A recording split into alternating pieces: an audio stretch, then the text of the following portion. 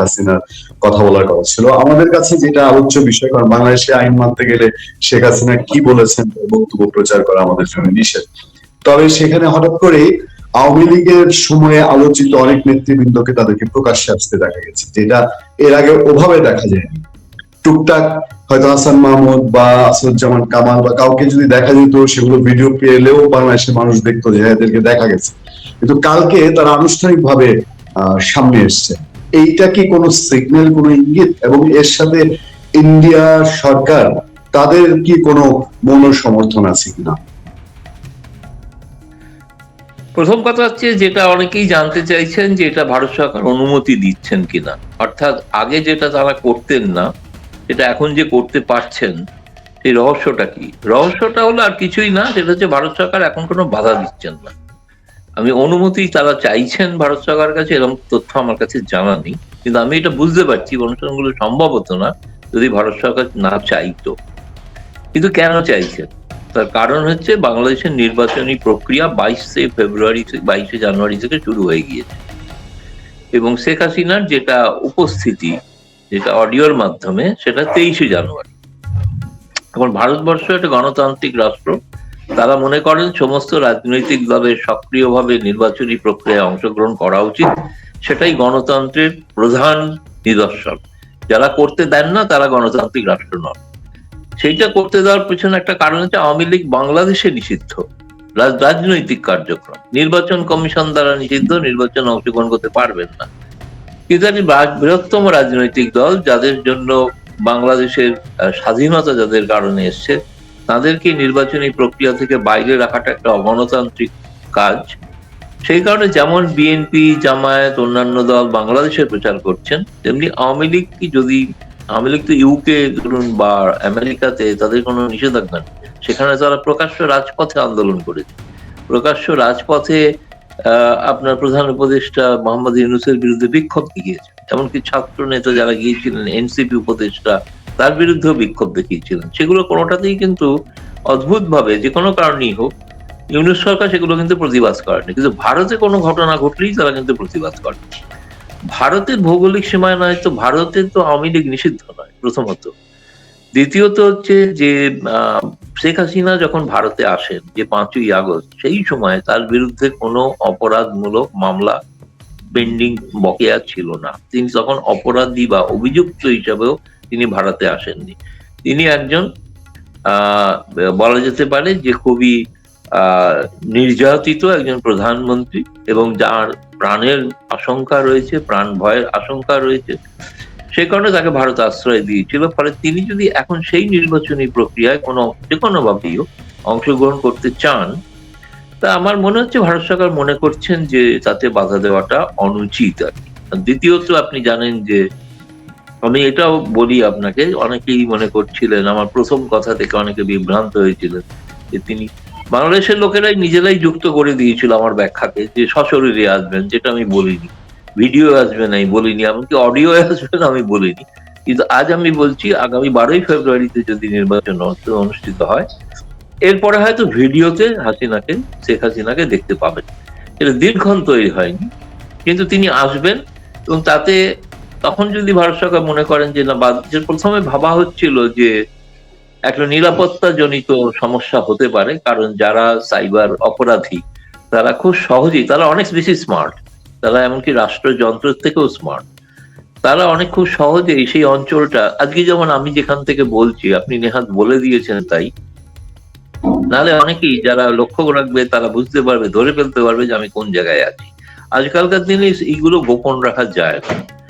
আপনার টেলিফোন থেকে, মোবাইল থেকে যদি আপনি কথা বলেন, কার্যক্রম মোবাইলের আপনার লোকেশন জানাটা কোনো ব্যাপার না, কারণ আপনি যে টাওয়ারে আছেন সেই টাওয়ারটা থেকে জানা যাবে, আমি কোন টাওয়ারের নিচ থেকে কথা বলছি সেটা জানা যায়।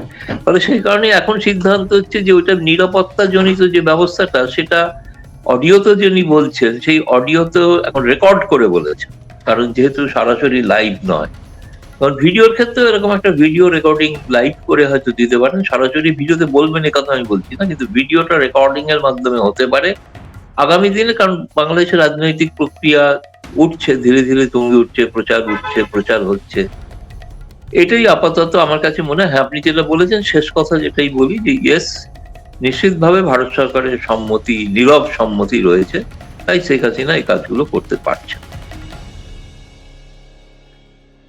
আমার এখানে জানার আছে যে ঠিক আছে, ভারত সরকার তার দিক থেকে দৃষ্টি হয়েছে, কিন্তু বাংলাদেশ সরকার যেহেতু ধরেন সবকিছু পরে বলা হয় দুই দেশের সমস্যার সমাধান করা হোক, বাংলাদেশের পররাষ্ট্র উপদেষ্টা বলছেন যে সম্পর্কটা ভালো করা উচিত, ভারতও বলে, ভারতের আনুষ্ঠানিকভাবে বলে যে আমরা সম্পর্কটা ডেভেলপ করতে চাই। সে জায়গায় বাংলাদেশ যখন অফিসিয়ালি কমপ্লেন করছে যে আপনারা কেন ইন্টারভিউ দিতে দিচ্ছেন, কেন তিনি রাজনৈতিক বক্তব্য দিচ্ছেন, এখন আবার উল্টো বরঞ্চ প্রেস কনফারেন্স অ্যালাউ করা হচ্ছে, এইটা কি বাংলাদেশ সরকারকে টোটালি ডিনাই করা না যে না তাহলে আমরা তাদের কোনো কথাই এবং এবং খুবই আমার কাছে একটি মানে নতুন জিনিস লক্ষ্য করলাম, যে যেটা আগে দেখিনি কখনো, যে বাংলাদেশে ভারতে নিযুক্ত বাংলাদেশের হাই কমিশনার রিয়াজ হামিদুল্লাহ, তিনি যাবৎ ভারতের বিভিন্ন অঞ্চলে সফর করছিলেন, যাচ্ছিলেন, চাইছিলেন যে ভারত বাংলাদেশে নানা রকম সফট ডিপ্লোমেসির মাধ্যমে তিনি একটা সৌহার্দ্যপূর্ণ সম্পর্ক তৈরি করার চেষ্টা তৈরি করছিলেন। এখন ইলেকশনের মুখে সেটা হয়তো সম্ভব নয়, তবুও তিনি গতকাল বোধহয় চণ্ডীগড়ে গিয়েছিলেন বিশ্ববিদ্যালয়ে, সেখানকার আমি দেখলাম একদল ছাত্র তারা তার বিক্ষোভ দেখিয়েছেন এবং তারা জয় বাংলা, জয় বঙ্গবন্ধু, আমরা বাঙালি এই স্লোগান দিয়েছেন, এবং সেটা তার উদ্দেশ্যেই দিয়েছেন আর কি। এটা একটা নতুন ঘটনা আর লক্ষ্যে পড়লো, যার ভিডিওটাও আমি পেয়েছি আর কি। সেটা আমার কাছে মনে হয়েছে যে এই মুহূর্তে ধীরে ধীরে ভারতেও একটা বর্তমান সরকারের বিরোধী একটা মনোভাব এবার ক্রমশ প্রকাশ হতে শুরু করেছে আর আমরা সেটা আমি দেখেছি। উনি কয়েকজন ধর্মীয় গুরুর সঙ্গে দেখা করেছেন কয়েকদিন আগে, বেঙ্গালুরুর কাছে দেখলাম, বেঙ্গালুরুতে দেখা করেছি। দাদা আমি ভিন্ন একটা টপিকে যাচ্ছি। বাংলাদেশে খুব জোর আলোচনা আজকে আলোচনা বাংলাদেশে এখন যারা ইলেকশনে একটিভ রাজনৈতিক পলিটিক্যাল পার্টি, সেটা হচ্ছে বিএনপি এবং জামাত ইসলামী। জামাত ইসলামী অভিযোগ করছে যে বিএনপি ভারতের সঙ্গে আপোষ করেছে।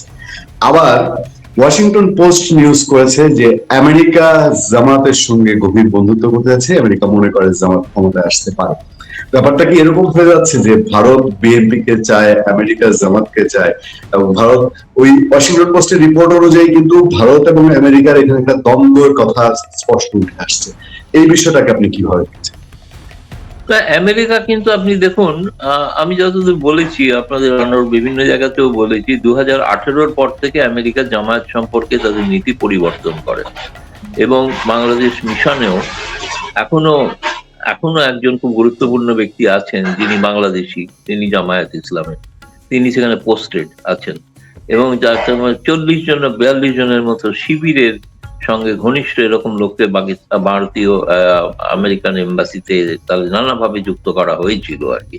কিন্তু জুলাইয়ের এই বিপ্লবের পর তাদেরকে আবার সরিয়ে ভিন্নত্র নিয়ে যাওয়া হয়েছে। সম্প্রতি যে ব্রিটিশ হাই কমিশনার, তিনি সব থেকে দীর্ঘদিন বাংলাদেশে আছেন, বাংলাদেশের নিযুক্ত নতুন মার্কিন রাষ্ট্রদূত আসার আগে থেকেই, ভারতেও যিনি এসেছেন তারও আগে থেকে তিনি ওখানে আছেন, এবং তিনি যখন ঢাকা যান বছরখানেক আগে, তখন তিনিও দিল্লিতে প্রথম ভারতীয় কিছু সাংবাদিকদের সঙ্গে দেখা করতে গিয়ে তার মনোভাব বুঝতে চেয়েছিলেন। তিনি বুঝতে চাইছিলেন যে ভারত কি ভাবছে বাংলাদেশ সম্পর্কে। আমিও সেটাতে আমন্ত্রিত ছিলাম, কিন্তু দুর্ভাগ্যজনকভাবে আমি সেদিন শারীরিকভাবে অসুস্থ হওয়াতে তার সঙ্গে দেখা করতে পারিনি।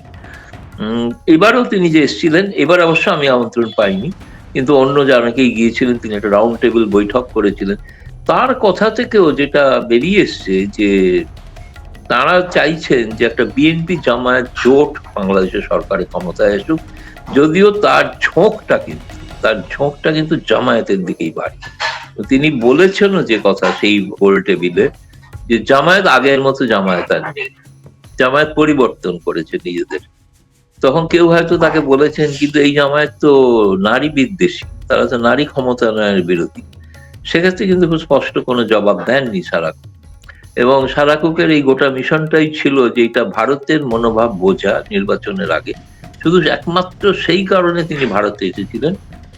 কিন্তু সম্পূর্ণ একটা প্রটোকল লঙ্ঘিত বিষয়, একটি অন্য দেশে নিযুক্ত রাষ্ট্রদূত, যেটা সার্জেই গোরের ক্ষেত্রে আপনি হয়তো আপত্তি করতে পারবেন না, কারণ তাকে অ্যাপয়েন্টমেন্টই দেওয়া হয়েছে ভারত সহ দক্ষিণ এশিয়া এবং মধ্য এশিয়া, ফলে তার কিন্তু ম্যান্ডেটে রয়েছে সেটা। কিন্তু ব্রিটিশ হাই কমিশনের সেটা ম্যান্ডেট নয়। ব্রিটিশ হাই কমিশনে বাংলাদেশে যেগুলো করা যায় খুব সহজেই, একটা ছোট দেশ বলে হয়তো, যেটা আমাদের এখান থেকে মনে হয় যে এই ব্রিটিশরা এখনো সেই বা আমেরিকানরা এখন একটা ঔপনিবেশিক মানসিকতার মধ্যে আছেন, বাকি সবাইকে দক্ষিণ এশিয়ার কালা চামড়ার লোকেদের তাদেরকে প্রজা এখনো ভাবেন। ফলে তারা যখন তখন যত্রতত্র যেখানে সেখানে যান, তারা পাইলে সুপ্রিম কোর্টের চিফ জাস্টিস সঙ্গে দেখা করেন। ভারতে দেখা করা সম্ভব না, ভারতে অ্যালাউই করা হবে না। ভারত এত বড় একটা দেশ, সেখানে অ্যালাউ করা যায় না, সেখানে অ্যালাউ করা হয়, এটা প্রোটোকলের মধ্যে পড়ে না। আপনি চিফ জাস্টিস সঙ্গে কেন দেখা করবেন, কি জন্য? আপনি বিচার ব্যবস্থা নিয়ে কথা বলতে, আপনি কে, আপনি কেন কথা বলবেন? কিন্তু বাংলাদেশের মানুষ বাধ্য হয়ে এগুলোকে নিয়মমাফিক ভাবে মেনে নেয়, তাদের নানা রকম আভ্যন্তরীণ দ্বন্দ্বের কারণে। ভারত হলে কিন্তু ওই মার্কিন দাসদূতকে নোটিশ দেওয়া হতো কিভাবে আপনি এবং ব্রিটিশ হাই কমিশনার তিনি আরো কিছু সাক্ষাৎ করতে চেয়েছিলেন, আমি সেগুলো পরিষ্কার করে বলতে চাই না। সেগুলো সমস্ত ক্ষেত্রেই ভারত সরকারের কোনো অনুমতি ছিল না, কোনো অনুমতি নেই। কিন্তু তারা সম্মান জানানোর অর্থে তাকে তিনি এসছেন, তিনি তো আসতেই পারেন, তিনি অ্যাম্বাসেডার, তার তো চলাফেরার গতিবিধি নিয়ন্ত্রণ ভারত করতে পারে না। তিনি এসছেন তার হাই কমিশনে, তার হাই কমিশনে বসে তিনি কি করবেন সেটা তার বিষয়। কিন্তু হাই কমিশনের চৌহদ্দির বাইরেটা, হাই কমিশনটা সার্বভৌম যুক্তরাজ্য, কিন্তু হাই কমিশনের বাইরেটা ওটা ভারতবর্ষ, ওখানে সবকিছু করা যায় না। বাংলাদেশে করা যায়, বাংলাদেশে তারা গুরুত্ব দেয়। এটা আমার কাছে মনে হয় বাংলাদেশের কাছে একটা অপমান, বাংলাদেশের মানুষের কাছে অপমান। তারা অপমানিত কেন বোধ করেন না আমি এটাই বুঝি, কেন প্রধান বিচারপতি নিজে অপমানিত হন না আমি এটাও বুঝতে পারি। সেটাই, একজন অ্যাম্বাসেডর লেভেলের একজন বাংলাদেশের প্রধান বিচারপতির সঙ্গে দেখা করবেন, সমস্যা কি হয় জানেন? সমস্যাটা এইটাই হয়, এর ফলে বহু জল্পনা তৈরি হচ্ছে। তাহলে কি ইউনূসকে সরিয়ে প্রধান বিচারপতিকে নিয়ে একটা কেয়ারটেকার সরকার তৈরি করা হচ্ছে? কারণ কেউ জানে না, কিন্তু আমি বলছি যে তিনি কিন্তু এই জল্পনাটার সুযোগ করে দিয়েছেন। ফলে কেউ যদি জল্পনা করে, ফেসবুকে লেখে, সোশ্যাল মিডিয়ায় লেখে, আপনি কাউকে দোষ দিতে পারবেন না, যদি তার সত্যতা আছে কি নেই কেউ জানি না।